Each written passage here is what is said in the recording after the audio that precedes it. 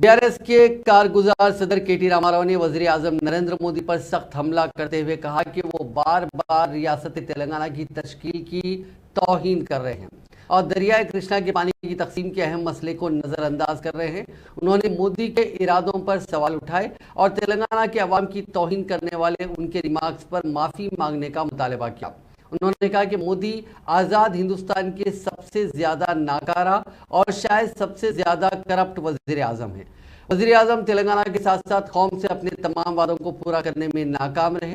मंगल को तेलंगाना भवन में मीडिया से बातचीत करते हुए केटीआर ने रियासत की तश्कील के 9.5 साल बाद भी तेलंगाना के खिलाफ मुसलसिल मनफी बयानबाजी पर मोदी को निशाना बनाया।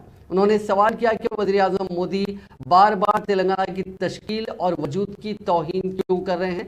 तेलंगाना न सिर्फ एक मारूफ बल्कि काबिल एहतराम जगह है और हम मुतालबा करते हैं कि इसके साथ ऐसा ही सलूक किया जाए। केटीआर ने कहा कि आंध्र प्रदेश में हुक्मरान जमात वाईएसआर कांग्रेस और अपोजिशन तेलुगु देशम के दरमियान जारी जंग का प्लेटफॉर्म तेलंगाना को बनने नहीं दिया जाएगा। तेलंगाना भवन में मीडिया से बात करते हुए उन्होंने सवाल के जवाब में कहा कि चंद्रबाबू नायडू की गिरफ्तारी वहां का मामला है।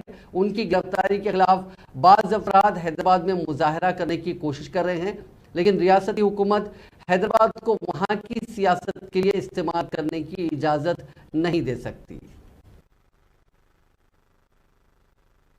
First thing is, see, what is happening with respect to Sri Chandrababu Naidu Garu is primarily a political issue confined to Andhra Pradesh. It is a battle of wits between the two political parties in Andhra Pradesh, which has no consequence or which has no effect on Telangana or its people. So, most certainly our stand is very simple. It's a political issue confined to another state. What happens in Karnataka, what happens in Tamil Nadu, what happens in Andhra Pradesh, what happens in Chhattisgarh is of no consequence here. अगर कोई आके यहाँ पे नौटंकी करना चाहे, I would only say बेगा शादी में अब्दुल्ला दीवाना ఏం సంబంధం ఇక్కడ మాకు తెలంగాణ రాజకీయాలకి ఆంధ్రప్రదేశ్లో జరిగే రాజకీయాలకి ఏం సంబంధం అండి? చంద్రబాబు నాయుడు గారు అరెస్ట్ అయింది